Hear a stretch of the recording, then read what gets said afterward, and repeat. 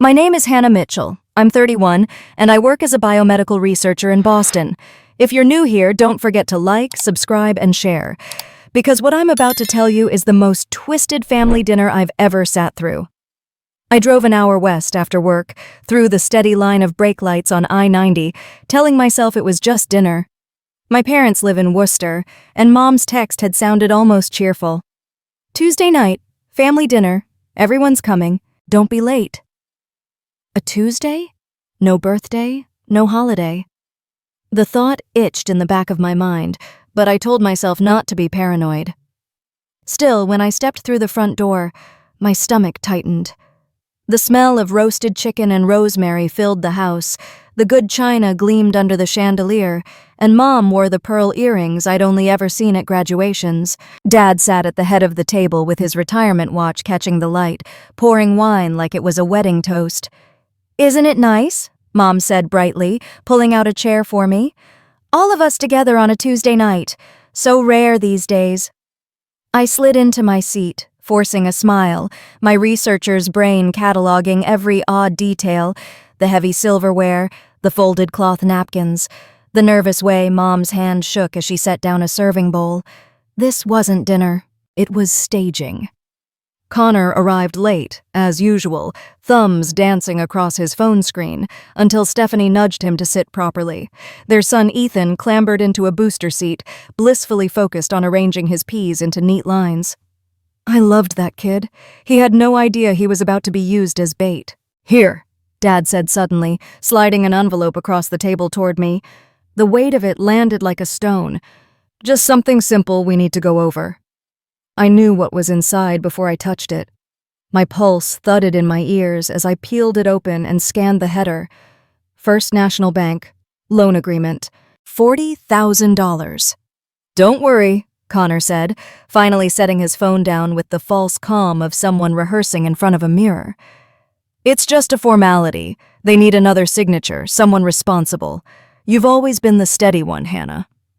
The compliment dripped with condescension. My chest burned, but I didn't reach for the pen. Instead, I pulled my own phone from my bag, unlocked the screen, and laid it face up in the middle of the table. "I'm sure you rehearsed that line," I said evenly, "right after this one." Their faces stiffened as the group chat opened across the screen.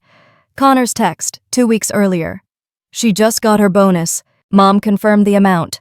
Dinner strategy still on for Tuesday?" Dad's reply. "Confirmed. Your mother's making her favorite meal." And Connor again. "Perfect. She won't see it coming." The silence was brutal. Even the clink of Ethan's fork seemed too loud. Mom's voice cracked first. "Hannah, you shouldn't be snooping." "No," I cut in, louder than I meant. "You shouldn't be plotting. You set me up. You dressed this ambush in chicken and china and thought I'd just smile and sign." Connor's jaw flexed, anger sparking behind his eyes. "It's for Ethan. Your nephew's future. Isn't it?" I leaned forward, my voice dropping to a knife-edge whisper. "Or is it for the $1,200 you lost at Plainridge Park Casino last Friday?" His face drained of color. Stephanie blinked hard, her fork frozen halfway to her mouth. How dare you?" Dad began, but I didn't let him finish. "You can dress it up however you want, but I checked. The college fund you're so desperate to secure is already half spent covering Connor's gambling tabs. And you, Mom, don't think I don't know you logged into my company benefits portal last week to peek at my bonus. You knew exactly how much I had." No one moved. Even Ethan looked up, sensing the shift in air pressure, though he couldn't possibly understand the words. I pushed the envelope back across the table, slow and deliberate. "If you thought I'd walk in here blind, you were wrong. I came tonight prepared, and I will not sign." The tension quivered in the room, fragile as glass ready to shatter. Mom's eyes shimmered, but the tears looked practiced. Dad gripped his wine glass like a gavel. Connor's knuckles whitened around his phone. Inside, my heart pounded, but my voice came steady. For the first time in years, I wasn't the quiet daughter who swallowed everything. I was the woman holding the truth in her hands, refusing to look away, and this was only the beginning. The room stayed frozen after my refusal, as if even the chandelier above us was holding its breath. Mom dabbed the corner of her eye with her napkin like she was performing for a church audience, But I didn't flinch. Connor's fork scraped against his plate. "You don't know what you're talking about." His voice was tight, defensive. I leaned forward, steady. "Actually, I know exactly. Plain Ridge Park Casino, last Friday night. I have the receipt, Connor, the one with your player card ID on it. $1,200 gone before Ethan even brushed his teeth." Stephanie's head jerked toward him, her face flushing red. "Is that true?" she demanded, her voice cracking halfway. He avoided her gaze, muttering something about just one game, but it was too late. The words hung in the air like smoke. Dad slammed his palm against the table, rattling the glasses. "Enough. Your sister doesn't understand the sacrifices we've made for this family. Don't twist this into something ugly, Hannah." I laughed, sharp, bitter. "Sacrifices?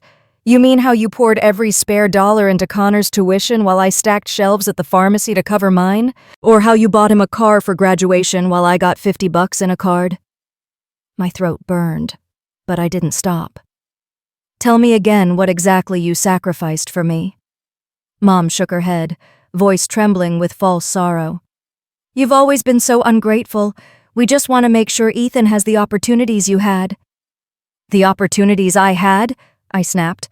"I worked 2 jobs, graduated with $60,000 in debt, and clawed my way out without a cosigner. That wasn't a gift from this family. That was survival." Connor's face darkened. "You think you're better than us because you paid off your loans? Guess what, Hannah? Family isn't about keeping score." "No," I said, my hands gripping the edge of the table, knuckles white. "Family isn't about using one child as a safety net for the other's mistakes." Ethan shifted in his seat, confused by the sharp voices around him. Stephanie reached out to steady him, but her eyes never left Connor. The tension between them was a second storm waiting to break. "You're embarrassing us," Dad growled, lowering his voice to that command he'd used when I was 16 and came home 5 minutes past curfew. "Sign the paper, Hannah. This is what families do." I met his stare without blinking. For years I'd caved under that tone, shrinking like a scolded child. But tonight was different. I'd already seen the trap before I arrived, and I wasn't about to play the part they wrote for me. "You mean this is what your family does?" I said, my voice steady, surprising even myself. "You cover Connor's mistakes, you dress it up as love, and you call me selfish when I refuse to clean up after him." Stephanie's hand trembled as she set down her fork. "I didn't know about the casino, Connor," she whispered, voice thick with betrayal. "You told me this was all for Ethan." His jaw clenched. "It is for Ethan." I shook my head. "Don't drag Ethan into your lies. He deserves better than being your excuse." The silence that followed was deafening. Mom's tears had stopped. Dad stared at me like I was speaking a foreign language. Connor's eyes darted between me and Stephanie, calculating, cornered. Finally, I pushed my chair back, the scrape loud and final. "I won't sign. Not tonight, not Thursday, not ever." The weight of my words landed like a verdict. For the first time in years, I saw something flicker across Dad's face that wasn't control. Uncertainty. I stood, sliding my phone back into my purse. Ethan watched me, wide-eyed, peas forgotten. I bent low enough so he could hear me clearly. "Don't worry, buddy. None of this is your fault." His small nod nearly broke me, but I straightened my shoulders before anyone could see the crack. Without another word, I walked toward the hallway.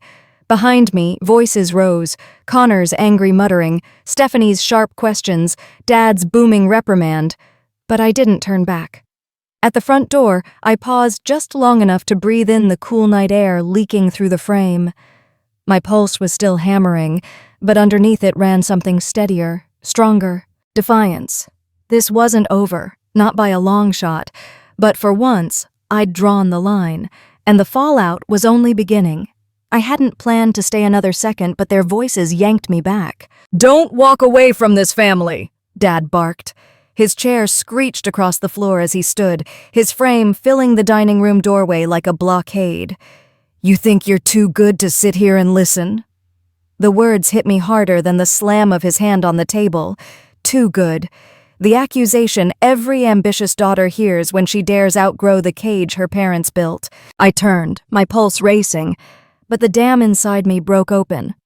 You want me to sit and listen? Fine. Let's talk about listening. Their faces tightened as if bracing for a storm. When I was 17, I begged you to come to my state science competition, I said, my voice trembling with fury. I was presenting a project on stem cell research that won first place. You told me you couldn't make it because Connor had football practice. Football practice. You said, there'll be other competitions, Hannah. But you printed sweatshirts with his jersey number. Do you even remember that? The memory slammed back in full color. The echo of applause in the auditorium, the empty seat where my parents should have been. I had smiled for the judges while swallowing the hollowness of being invisible. Mom pressed her napkin to her lips, her eyes flickering away. That was years ago. Yes, I cut in. And it never changed. I ticked the years off with my fingers, each one a scar. Connor's graduation? He got a brand new Honda Civic. Mine? A $50 bill in a card. His send-off to college? A party with 50 people at that Italian restaurant downtown? My scholarship letter? You barely looked up from the stove. Connor snorted. Oh, here we go. The martyr act. It's not an act. My throat ached, but I pressed on. I paid $60,000 in student loans while you coasted on their checkbook. I stocked shelves at CVS at midnight while you bragged about tailgate parties. And now you sit here, daring to call me selfish for refusing to cover your mess. The table was silent, except for the uneven clatter of Connor's spoon.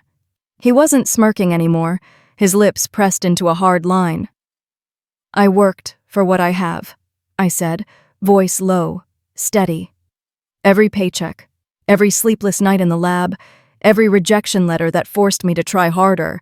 Meanwhile, you've been bailed out so many times you don't know what accountability feels like. Dad's jaw tightened, his face flushed crimson. Connor has had hardships you don't understand? Hardships? I snapped, my laugh bitter. You mean the gambling debts you quietly paid? The mortgage you co-signed while I begged for help with rent on my first apartment and you said, figure it out? Don't rewrite history, Dad. I lived it. Stephanie shifted uncomfortably beside Connor, her hand gripping the edge of her chair. For the first time all evening, her voice cracked through the tension. Is this true? Did you co-sign for him after telling me we had to refinance the house on our own? Connor's head snapped toward her. Steph, not now. She stared at him, her expression torn between disbelief and anger. The betrayal in her eyes only fueled my rage. I took a step closer to Dad. Do you even hear yourself? You've built a pattern where Connor takes and I'm expected to give. You call it family duty, but it's favoritism dressed as virtue. Mom finally spoke, her voice sharp, shaking. We only wanted to give both our children the best we could. No, I said, tears stinging my eyes. You gave him the best. You gave me the leftovers. And now you want me to sacrifice my future because you never taught him how to stand on his own. The weight of the truth hung between us, raw and undeniable. I could see Dad struggling for words, Mom clutching her pearls like they might hold the family together, and Connor sinking into himself, jaw locked tight. Ethan squirmed in his seat, whispering to Stephanie, "Why is everyone mad?" His small voice cracked my heart, but it also reminded me why I had to stand firm. He deserved honesty, not manipulation. I knelt briefly beside him, softening my tone. Because grown-ups make mistakes sometimes, Ethan, but I promise you, I won't let anyone use your future as a cover for theirs. His wide eyes met mine, and in that moment I knew my choice wasn't cruelty. It was clarity. When I stood again, my gaze swept the room. I've carried your double standards my whole life. Not anymore. You wanted me to sit and listen? Well, I've spoken, and you don't get to silence me again.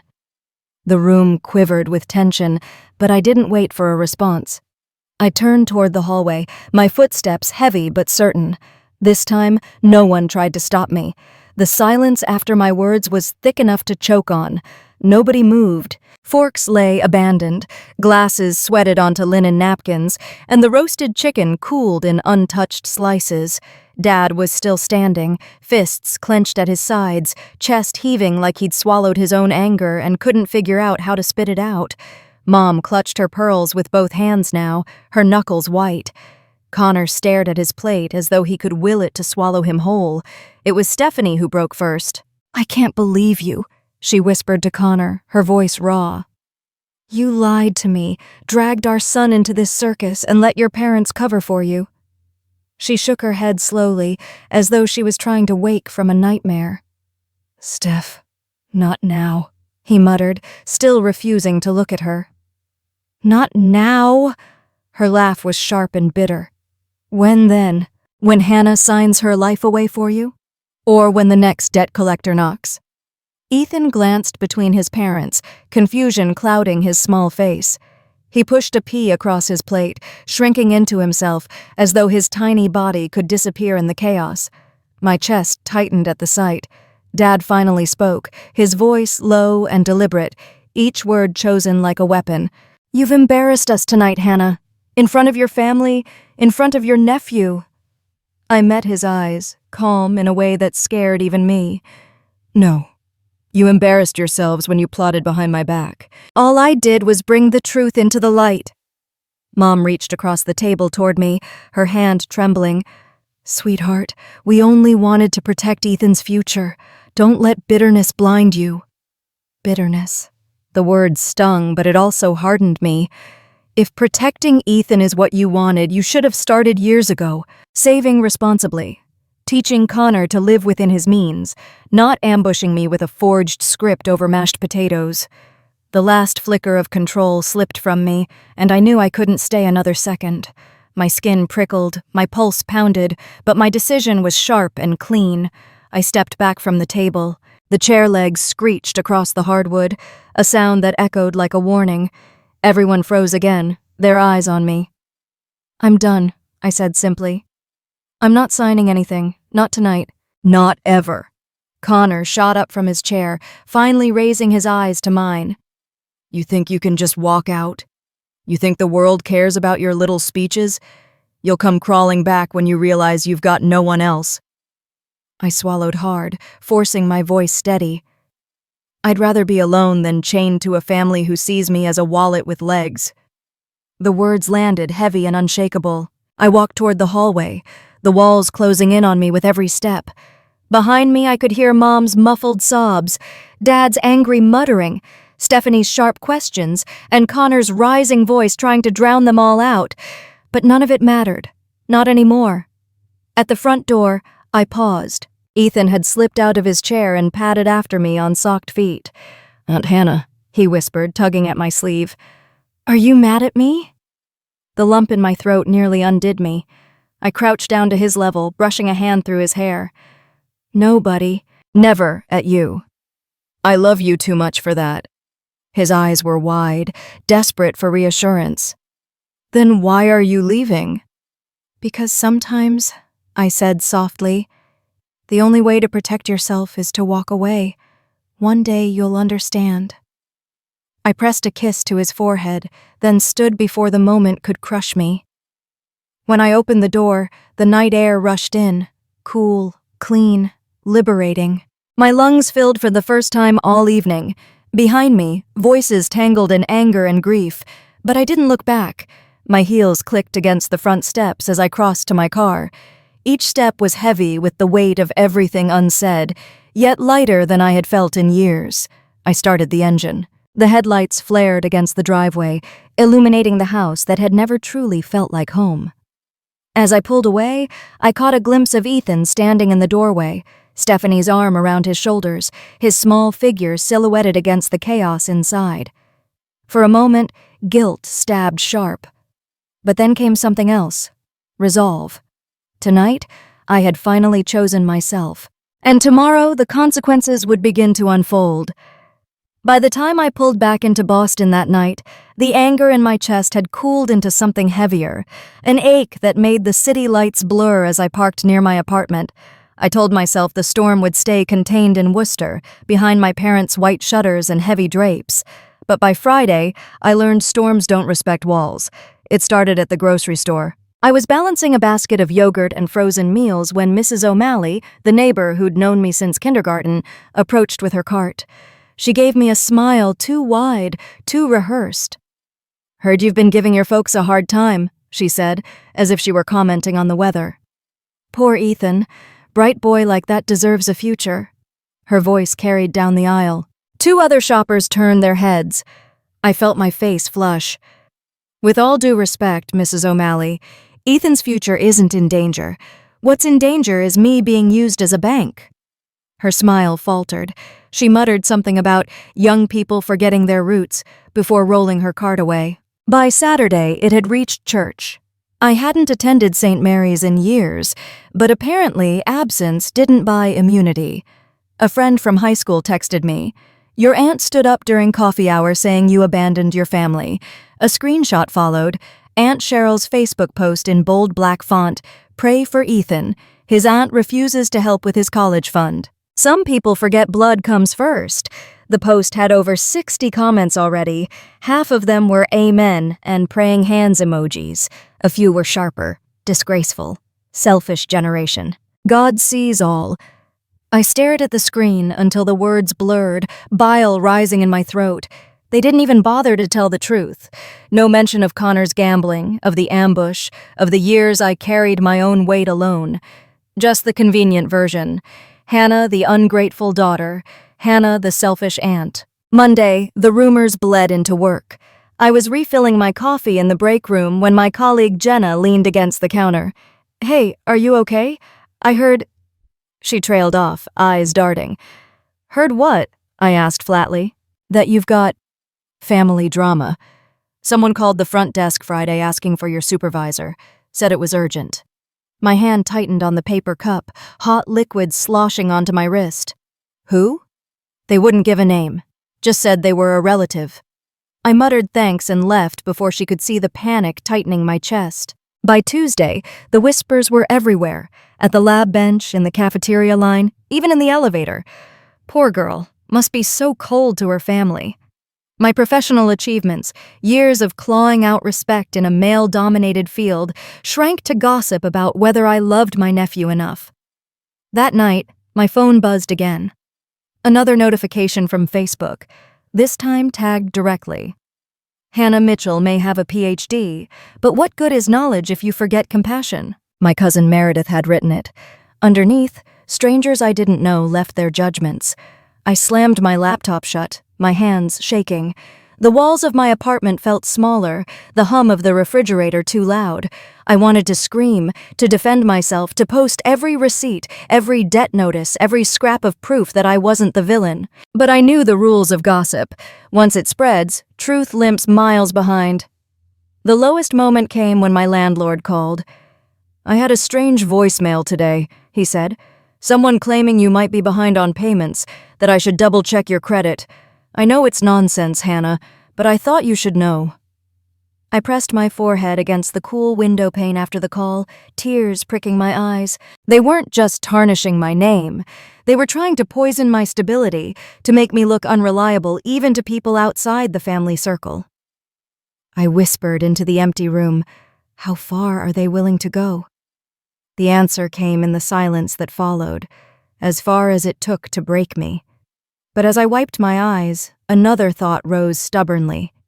If they were willing to weaponize gossip, then they feared my defiance, and fear meant power, my power. I didn't know yet how to wield it, but I knew one thing with certainty. I wouldn't let them rewrite my story without a fight. I thought gossip would stay confined to grocery aisles and Facebook threads, but by midweek, it crept into the place I'd worked so hard to keep separate, my lab. It began on Wednesday morning. I swiped my ID badge through the scanner at the Biomedical Research Center in Boston, the green light flashing me in. Usually, walking into the lab steadied me, the hum of centrifuges, the faint smell of ethanol wipes, the quiet rhythm of people chasing discovery. But that day, the air felt charged, like whispers had seeped into the sterile white walls. Jenna intercepted me before I even set my bag down. "Hey," she said carefully. "Just a heads up. Someone called the main office asking if you were under financial stress. They claimed to be a relative. My stomach clenched. What did they say exactly? They asked if the company had any programs to support employees going through difficult times. The receptionist hung up, but it rattled people. Jenna's eyes searched mine. I told them it was none of their business. I forced a thank you, though heat climbed my neck. The idea of my parents, or Connor, dragging my employer into this was a violation deeper than gossip. My professional life was the one space they had never touched, until now. By lunchtime, the rumors had grown legs. A colleague I barely knew leaned across the cafeteria table. "Everything okay at home? I heard you've been struggling." I stared at her, fork suspended in midair. "Where did you hear that?" She shrugged. "People talk. Something about you refusing to help your nephew. I don't know, Hannah, Her words trailed off, but the damage was done. The humiliation hit harder than anger. My career had been built on credibility, on proving myself in every lab meeting, every publication. Now, in 1 week, years of work were reduced to a caricature, the selfish daughter, the cold-hearted aunt. That afternoon, my supervisor called me into his office. Dr. Lang was normally brisk, more comfortable with data sets than personal talk, but he gestured toward the chair, his brow furrowed. "I received 2 calls this morning," he said, both claiming to be concerned family members. "They implied you're under unusual financial pressure." I froze. "They what?" He tapped his desk. "I don't want details, Hannah. Your personal life is yours. But when outsiders contact the institution directly, it becomes my concern. Is there anything here I need to worry about?" Shame battled with fury in my chest. My family hadn't just smeared my name. They'd dragged my employer into their scheme, jeopardizing the reputation I'd fought tooth and nail to build. "No," I said firmly. "I'm not under financial pressure. I'm being targeted by people who want me to carry a debt that isn't mine." Dr. Lang studied me for a long beat, then nodded. "I believe you, but I need you to know the calls have to stop. We protect our people here, but our focus is science, not family disputes." Walking back to the lab, my legs felt like stone. Every sideways glance, every hushed voice felt sharper now, cutting into the fragile barrier between my 2 worlds. At 4, Margaret, my 62-year-old colleague with salt and pepper curls, pulled me aside near the autoclave. "You look like hell," she said bluntly. "Thanks," I muttered. She lowered her voice. "Your brother called the front desk again today, wanted to know your schedule. I told them you were in meetings all week." Her eyes softened. "You don't owe them anything, Hannah. Not your time. Not your reputation. Certainly not your paycheck." Her words should have comforted me, but all I felt was exhaustion. The lines I'd drawn at that dinner table were bleeding into every corner of my life, and I was the one being painted as the villain. On my way out that evening, my phone buzzed with a new voicemail. I pressed play reluctantly. Connor's voice filled my ear. "You're making this harder than it has to be. Mom's crying every night. Dad says you're ruining the family name. Just sign the papers Thursday. Stop embarrassing yourself." I gripped the phone so hard my knuckles ached. Embarrassing myself? I almost laughed at the absurdity. They were dragging my name through church pews, supermarkets, and now my workplace. But somehow I was the one embarrassing? By the time I reached my car, my body shook. Not from fear, but from a raw, simmering fury. They thought they could corner me, strip me of dignity until compliance felt like the only option. But walking away from Worcester had been just the first act. If they wanted a fight, I was ready to show them I could fight smarter than they ever expected. By the time I pulled into my apartment garage, my body felt like it had been wrung dry. The day had started with centrifuges and cell samples, but ended with my supervisor fielding calls from my family, colleagues whispering, and Connor's voicemail hissing in my ear. I carried my tote upstairs, each step heavier than the last. When I opened the door, the quiet should have been comforting, but tonight it pressed down like a weighted blanket I couldn't shake off. I tossed my keys onto the counter, missing the dish. They clattered onto the tile, echoing too loud in the small space. I left them there. The moment I kicked off my shoes, my legs gave out. I slid down against the couch, hugging my knees, my breath sharp and uneven. My phone buzzed again, Mom this time, but I didn't have the strength to lift it. It kept buzzing. First a call, then a string of texts lighting up the screen. I could see the previews without unlocking. "We raised you better than this." "Connor is your brother. Family comes first. Don't embarrass us Thursday at the bank." Each message was another stone in the pile, crushing my chest. I pressed my palms to my face and finally let go. The sobs came hard, violent, the kind that shake your ribs. For years I had prided myself on composure, holding my own in lab meetings, smiling through being overlooked, keeping my voice steady when the men interrupted me. But here, alone in my apartment, the mask shattered. I cried for the science competition they never came to, for the $50 graduation gift, for every night I studied while Connor partied and they cheered anyway. I cried for Ethan too, sweet, oblivious Ethan, being dangled like a carrot on a stick to keep me compliant. When the tears slowed, I curled onto my side on the rug, my phone still buzzing somewhere on the floor. The glow from the screen painted the ceiling with shifting light, like a beacon reminding me there was no escape. I whispered into the dark, "What if they win? What if I can't fight this?" The thought terrified me more than anything else. The next morning, my eyes were raw and my voice scratchy from crying. At work, I kept my head down, sliding pipettes into racks, pretending not to hear the lowered voices that stopped when I entered a room. By noon, I couldn't take it anymore. I slipped out early, claiming a migraine, and headed home. On the walk back from the tea station, I spotted my neighbor, Mrs. Klein, sorting her mail. She glanced up, her smile polite but cool. "Rough week?" she asked, too casually. I wanted to say nothing, to keep the humiliation locked inside. But the exhaustion cracked me open. "My family is trying to ruin me," I admitted, my voice trembling. Her smile faltered. She nodded slowly, then simply said, "Sometimes the people closest cut the deepest," before slipping into her apartment. Her words shouldn't have mattered, they were nothing profound, but they lingered as I unlocked my own door. Inside, I didn't bother turning on the lights. I curled up on the couch, clutching a throw pillow like it could hold me together. For the first time, I let the fear have space. Fear of losing my job, of being labeled difficult, of becoming the cautionary tale they wanted me to be. Hours slipped by in a blur. At some point, I must have dozed off because I woke to the sound of my phone buzzing again, another voicemail. My hands shook as I pressed play.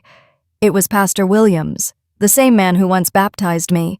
His voice was gentle, but laced with judgment. "Hannah, your parents are heartbroken. I urge you to reconsider. Remember, the good book tells us family comes first.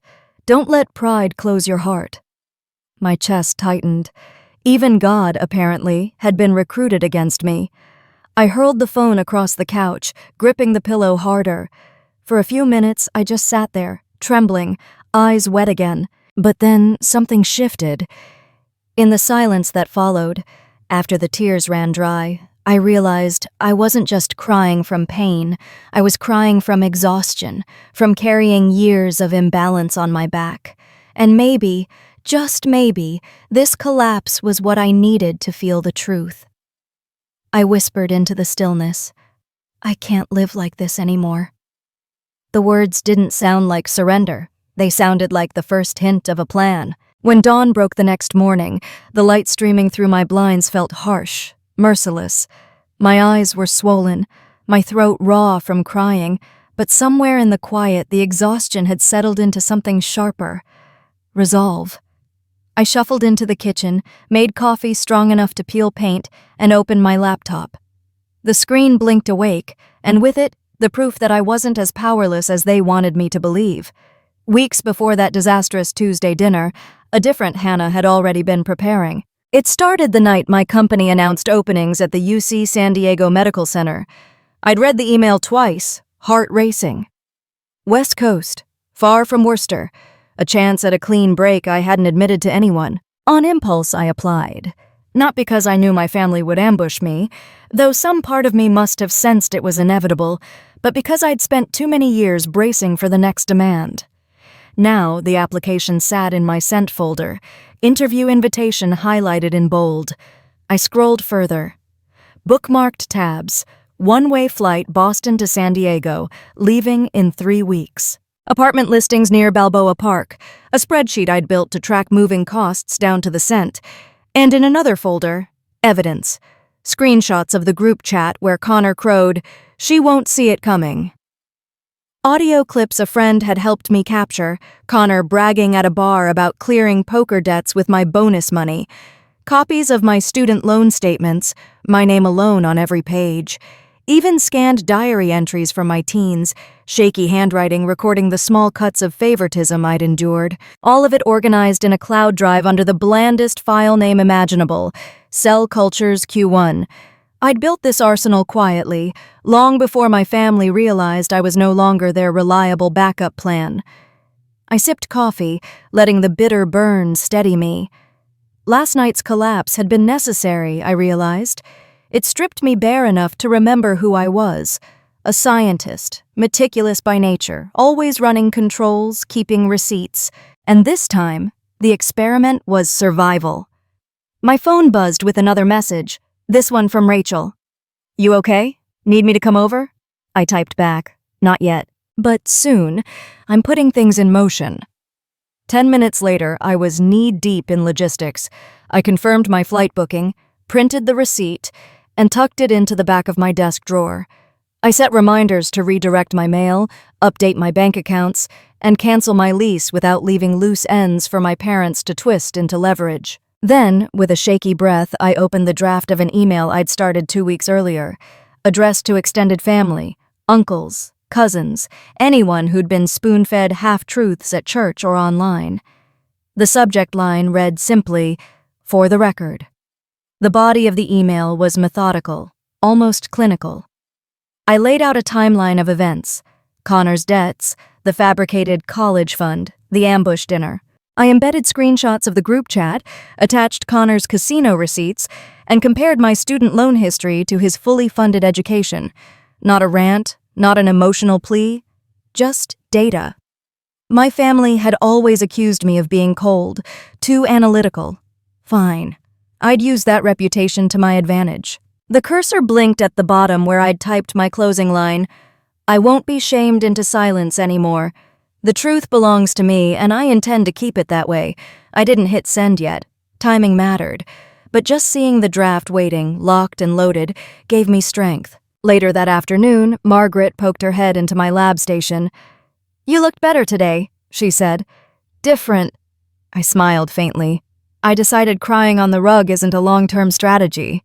She chuckled, then her expression softened. "Good. Because when people weaponize family against you, the only winning move is preparation, and I have a feeling you've been preparing." Her intuition startled me, but I only nodded. More than they realize. That night, after dinner, I spread papers across my coffee table. Flight itineraries, job postings, notes for my HR interview. The apartment was silent except for the scratch of my pen as I made lists.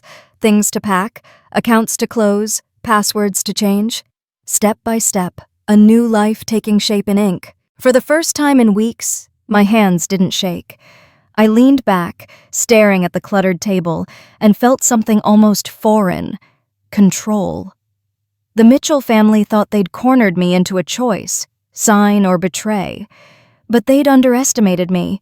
They hadn't seen the months of quiet planning, the folders of evidence, the escape routes mapped down to the hour. I whispered into the empty room, not as a prayer, but as a promise.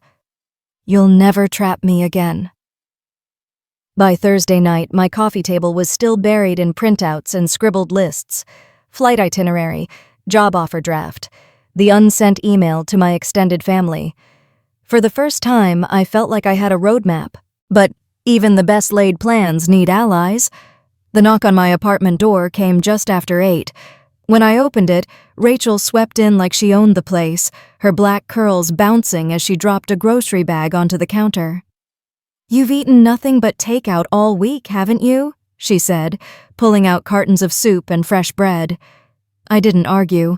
The smell of garlic and broth filled the space, grounding me. Once we sat down, Rachel leaned her elbows on the table, eyes sharp. Okay, tell me everything, not just the polite version.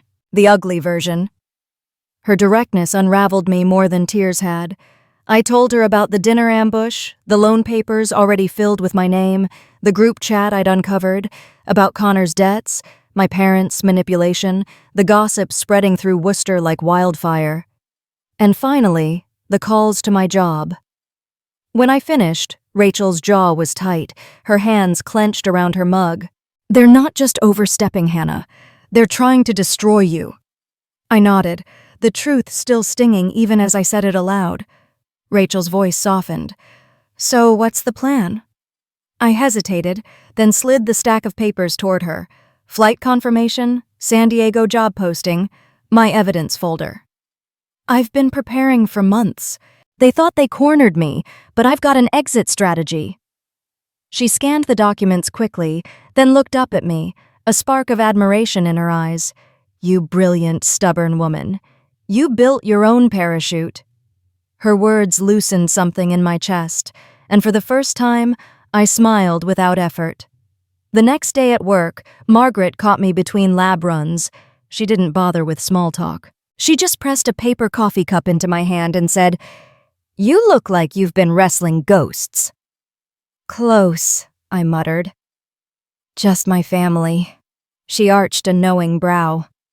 "The ones calling the front desk? I shut them down yesterday. Told reception if anyone asks for you, they should be redirected to HR. No explanations, no excuses." Relief hit me like oxygen. "Thank you." She leaned against the counter, her expression softening. "I've seen this play before. My sister tried to get me to mortgage my house after our father died. Said it was what he would have wanted. I said no, and she hasn't spoken to me in 15 years. Best decision I ever made." The firmness in her voice steadied me more than she knew. "Margaret," I whispered, "what if they never forgive me?" She studied me for a long moment, then shrugged gently. "Then you'll finally be free. Forgiveness is cheap when it's used as a leash." The truth of it rang so deep I had to blink back tears. That evening, Rachel texted again, checking in. "Do you need help packing?" I glanced at the boxes stacked in my closet, half filled with books and photo frames I hadn't had the courage to seal. Then I typed back, "Yes, Saturday?" 2 dots appeared, then her reply, "I'll bring wine and tape." For the first time all week, I laughed. Later that night, I stood at my window overlooking the streetlights, sipping tea. For days, I had felt surrounded, every move shadowed by rumors and demands. But now, with Rachel at my kitchen table and Margaret guarding my back at work, I felt something else. I wasn't alone. The Mitchell family could spin stories at church and flood my voicemail with guilt, but they couldn't erase the people standing beside me, the ones who wanted nothing from me but the truth. And with their support, I was ready for whatever came next. Saturday night, I arranged my laptop carefully on the dining table. Behind me, the wall was bare except for my framed degrees. No family photos, no reminders of Worcester. Just proof of what I had earned on my own. I'd sent the invite myself, one email to the family group thread. Video call, Sunday 7 p.m. EST. Everyone together. You wanted a conversation. Here it is. The replies came instantly. Mom, we'll be there. Dad, about time you show respect. Connor, perfect. We'll settle this. Now, as the clock on my microwave blinked 6:59, my pulse thrummed like a war drum. But unlike that Tuesday dinner, this battlefield was mine. At exactly 7:00, I clicked Join Meeting. The screen bloomed into boxes. Dad at the head of their dining table, his posture stiff, Mom dabbing her eyes already. Connor sat with Stephanie beside him, though she angled slightly away, arms crossed. Little Ethan wandered in the background, building Lego towers on the carpet. Aunt Cheryl, Uncle Roger, and even Pastor Williams filled other frames, their faces lit by the glow of righteous indignation. "Hannah," Dad began, his voice formal, commanding, "we've gathered here because your behavior has raised serious concerns. This isn't just about money, it's about family duty, about spiritual responsibility." I cut him off before he could wind up. No, Dad. Tonight isn't about lectures. Tonight is about truth. And I'll be the only one speaking until I'm done. You want me to listen? Fine. But first, you listen to me. His mouth snapped shut, shock flickering across his face. Even Mom lowered her tissue. I shared my screen. A timeline appeared, clean and clinical. Let's start with last month. Mom, you accessed my company's benefits portal from an IP address in Worcester. You looked up my bonus before inviting me to dinner. Don't deny it. I confirmed with it. Mom's lips parted, trembling. I was only— Don't, I said, my voice steel. Next slide. The group chat filled the screen. Connor's texts glowed in black and white. She just got her bonus.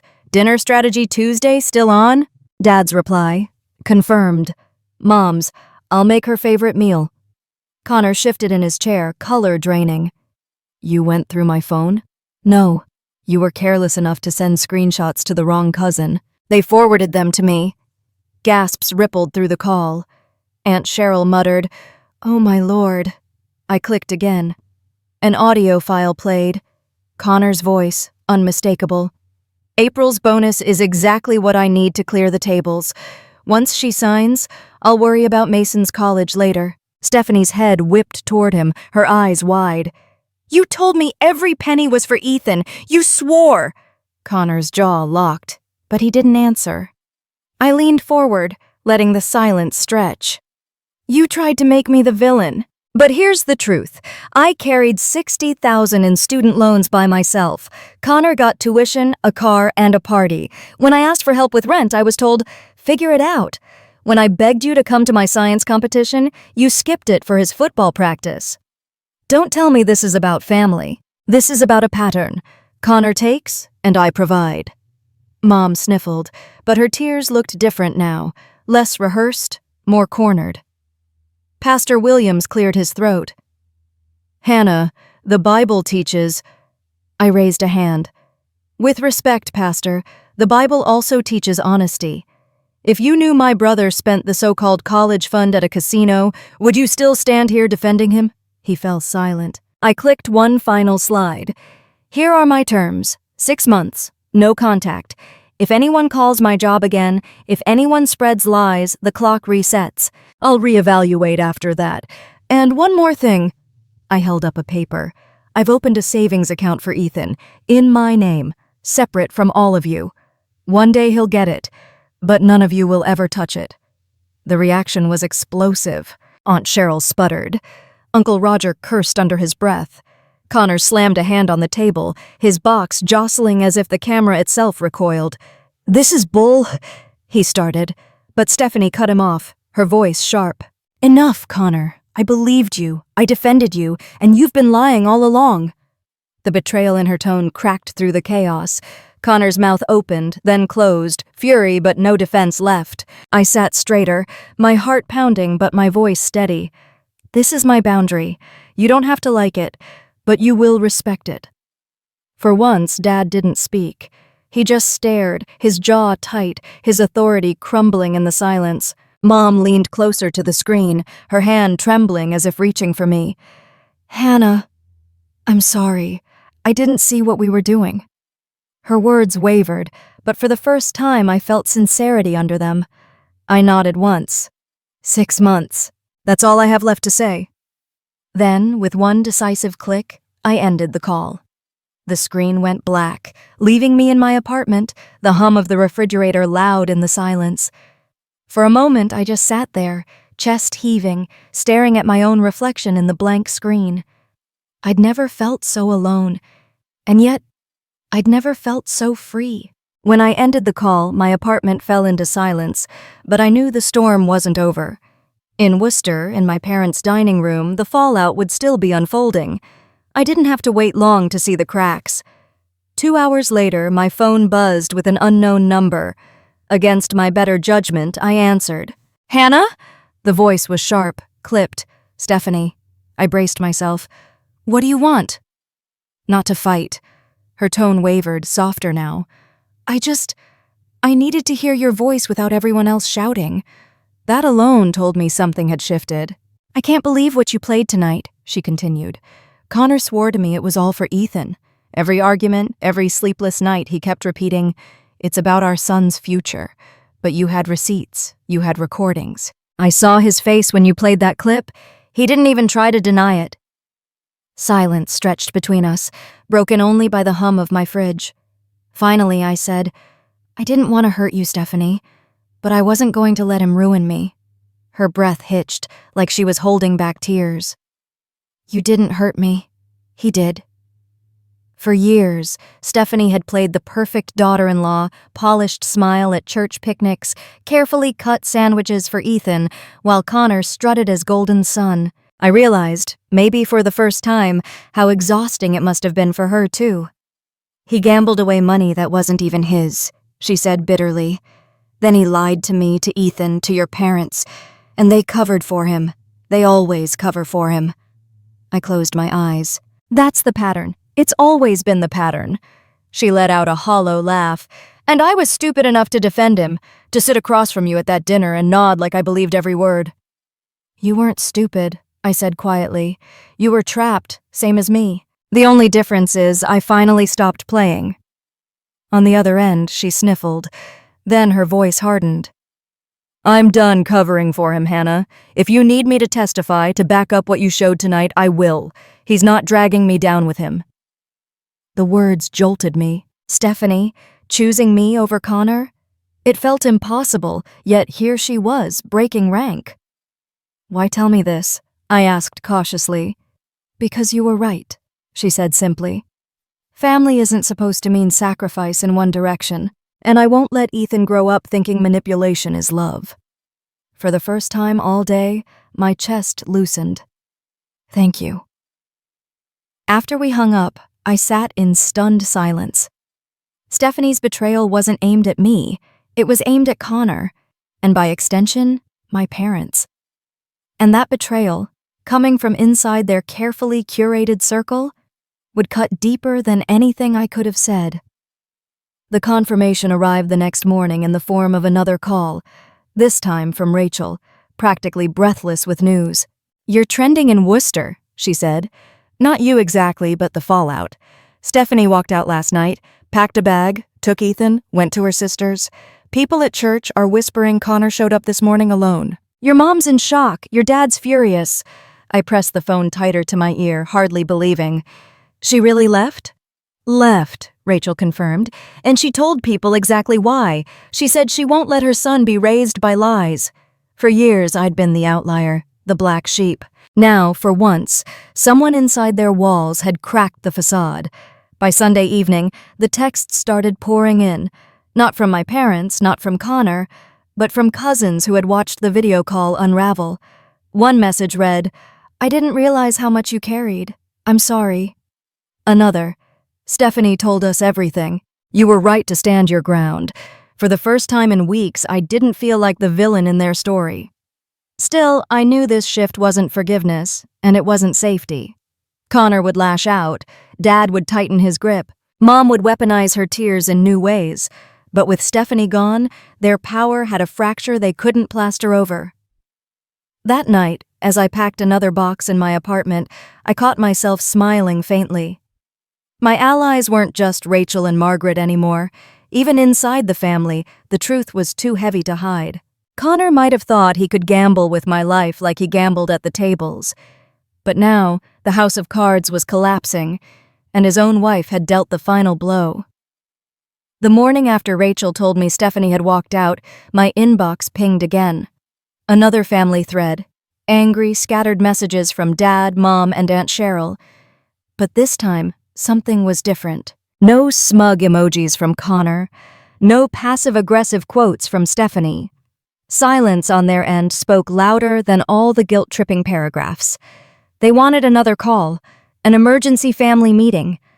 I stared at the request, coffee steaming in my hand, and felt that familiar tightness coil in my chest. Only this time, it wasn't fear. It was clarity. I typed 3 words in reply, one last time. By evening, my laptop was open again. The same tired faces filled the screen, though now they looked frayed. Dad's jaw was clenched. Mom's makeup couldn't mask her blotchy eyes. Connor slouched low, his arrogance dimmed without Stephanie by his side. "Hannah," Dad began, his tone sharp, "your performance last week, parading private matters like evidence, was a disgrace. But we're willing to give you another chance to come back into line. We'll meet you halfway." Halfway. I almost laughed. "I need to say this clearly," I replied. "I am not negotiating anymore. This is not a halfway conversation. This is me drawing the line." Mom leaned in, desperate. "Sweetheart, please don't make this harder. Think of Ethan." "Stop!" My voice cut through hers, firmer than I'd ever managed as their daughter. "Do not use Ethan's name like a bargaining chip. He's a child, not a shield for your mistakes." Connor finally lifted his head, his eyes bloodshot. "So what? You want to play the martyr forever? Fine. Don't come crying to us when you're alone at 40 with no family to stand by you." I smiled, a calm, unsettling smile even to me. "Connor, you've never stood by me, not once, so forgive me if I don't grieve the loss of something I never had." His mouth snapped shut. I leaned forward, speaking slowly, deliberately, as if each word were being carved into stone. "Here are my terms. 6 months. No contact. No calls to my office. No voicemails. No cousins posting scripture about me on Facebook. If you break that boundary, the clock resets. You want to see if I mean it? Try me." The screen was silent. I could hear only the tick of my wall clock and my own heartbeat. Dad's voice cracked the silence. "You're trying to punish us." "No," I said. "I'm protecting myself. For the first time in 30 years, I'm putting myself first. If you call that punishment, maybe you should ask why." For once, Mom didn't cry. She just looked at me, her expression raw, stripped of theatrics. "I never realized how much we asked of you," she whispered. "How much we gave Connor without seeing what we were taking from you." Her honesty pierced deeper than her guilt ever had, but I didn't let it sway me. "This isn't about apologies," I said gently. "This is about proof. Show me you can respect me for 6 months. Then we'll talk. Until then, this is goodbye." Connor scoffed. "You think you're untouchable now just because you've got some job in Boston? People are already talking, Hannah. They'll remember the girl who abandoned her family." I straightened, unflinching. "Let them talk. I'd rather be known as the woman who said no than the woman who signed her life away to protect her brother's bad habits." That shut him up. For the first time, I looked at each square on the screen like I was the one holding court. "This call ends on my terms, not yours. You don't get the last word. You don't get to twist this into sin or shame. I am not your scapegoat. I am not your safety net. I am Hannah Mitchell, and my life belongs to me." Mom let out a shaky sob. Dad's mouth opened, then closed, words failing him. Connor looked away, jaw clenched tight, and I clicked leave meeting. The screen went black, but the silence that followed wasn't heavy this time. It was liberating, like the first breath after breaking through deep water. For 30 years, they had defined what family meant. Tonight, I redefined it for myself, with a single click. 2 months later, California sunlight streamed through the wide windows of my new apartment in San Diego. The Pacific glittered beyond the balcony, each wave reminding me of distance, 3,000 miles of it, between me and Worcester. My days had a rhythm now. Biking along the harbor before work, diving into research at UC San Diego's biomedical lab, dinners with colleagues who never once asked me to co-sign their lives. No whispers about family duty. No ambushes over mashed potatoes, just work, laughter, and my own breath coming easier than it had in years.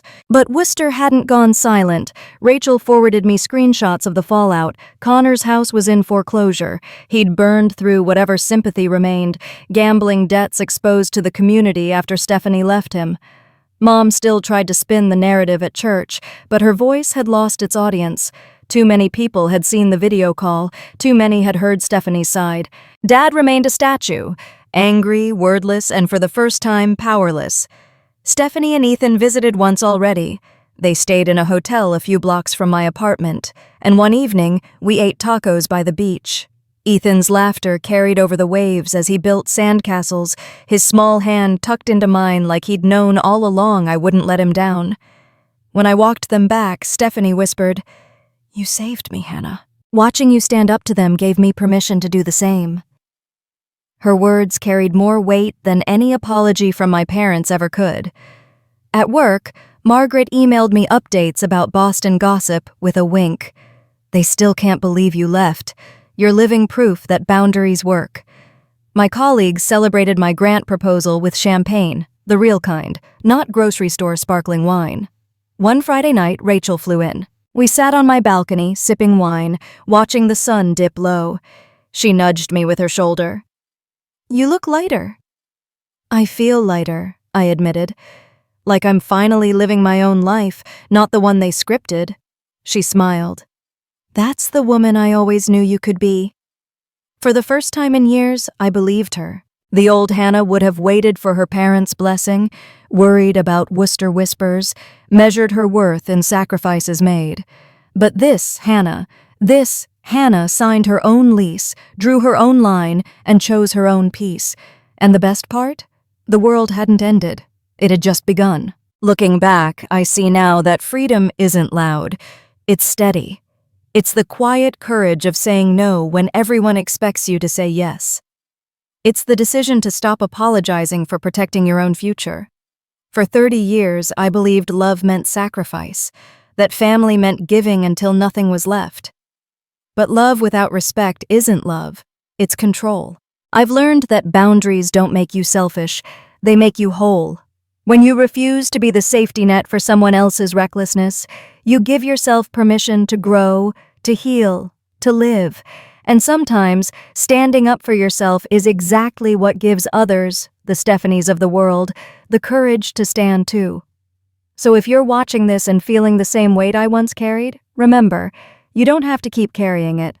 You are allowed to choose yourself. You are allowed to say enough. If this story resonated with you, please hit like, subscribe, and share it with someone who might need to hear it. And I'd love to know, have you ever had to set a boundary that changed everything? Drop your story in the comments below, because healing starts when we share, and freedom begins the moment you choose it.